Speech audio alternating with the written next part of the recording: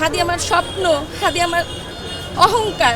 ধারের আরেকজন নেতা কিন্তু ছিলেন আমাদের শহীদ হাদি ভাই। আমরা যারা 24-এর গণঅভ্যুত্থানের একজন প্রথম আমরা যারা যোদ্ধা ছিলাম, প্রত্যেকের অনুপ্রেরণার একটা জায়গা ছিল এই শহীদ হাদি।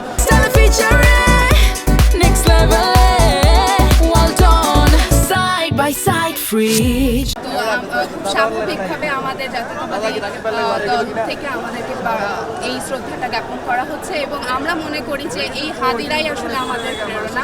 আমরা তাদেরকে দিয়ে আমাদের নতুন বাংলাদেশের স্বপ্নটা দেখেছিলাম। সেই বাংলাদেশ বিনির্মাণের জন্য প্রথম হিসেবে এই হাদি ভাইকে কিন্তু আমরা যোগ্য মনে করি এবং এই কারণেই আজকে আমাদের শ্রদ্ধা জ্ঞাপন এবং বাংলাদেশ বিনির্মাণের যে স্বপ্নগুলো সেগুলো এখান থেকেই শুরু হবে। আমি মহাখালী থেকে এসেছি, ফজরের পরে চলে আসছি।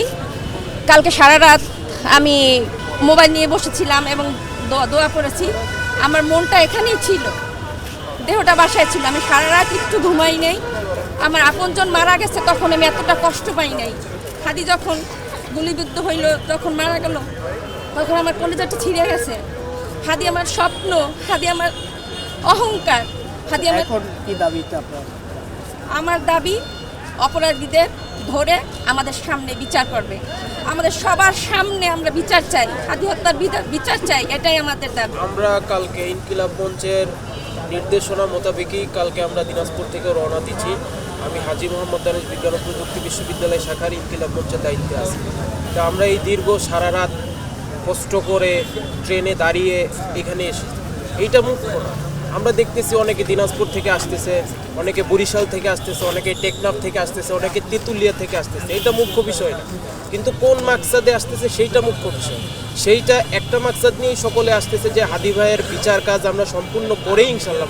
আসলে হাদি একজন মেধাবী এবং খুবই বিচক্ষণ একজন রাজনীতিবিদ ছিলেন। এত অল্প বয়সে আমাদের মাঝ থেকে হারিয়ে গেছে, এটা দুঃখজনক। দেশনায়ক তারেক রহমান এসেছেন এখানে, আসলে এটা তো একটা অনেক কষ্ট নিয়ে এসছে। এখানে তো আসলে সুখের কোনো বিষয় না। আমরা চাইবো এরকম হাদি যাতে ধীরে ধীরে আমাদের মাঝে অনেক জন্মগ্রহণ করে, কারণ হাদির যে আদর্শ ছিল এটা আসলে রাজনীতির জন্য একটা নতুন উদ্দীপনা। আমি আপনার রামপুর থেকে আসছি। কালকে রাত্রে আমার কাজটা শেষ করে রাত 12টার পর এখানে অবস্থান করছি। আর আমার উদ্দেশ্য আমি হাদি ভাইয়ের বিচার চাই। যতদিন না পর্যন্ত হাদি ভাইয়ের বিচার সরকার নিশ্চিত না করবে ততদিন পর্যন্ত আমরা রাজপথ ছাড়বো না। বিগত কয়েকদিনে আমরা অনেক হত্যা দেখেছি, কিন্তু প্রকাশ্যভাবে হত্যা এবার আমাদের এই প্রজন্মে প্রথমেই দেখেছি আমি।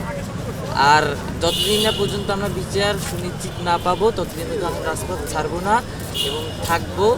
আমরা চাঁদপুর থেকে এসেছি। ইনকিলাব মঞ্চের ঘোষণা অনুযায়ী কালকে থেকে আমরা অবস্থান কর্মসূচি এখানে পালন করতেছি এবং যতক্ষণ পর্যন্ত খুনিদের গ্রেপ্তার বা দৃষ্টান্তমূলক শাস্তি আমরা না দেখতে পেরেছি ততক্ষণ পর্যন্ত আমরা ইনকিলাব মঞ্চের ঘোষণা অনুযায়ী আমরা রাজপথে থাকব এবং আমাদের যে ন্যায় ইনসাফ ও অধিকার আদায়ের জন্য হাদি ভাই জীবন দিয়েছে তার সুষ্ঠু বিচার না হওয়া পর্যন্ত আমরা রাজপথ ছাড়ব।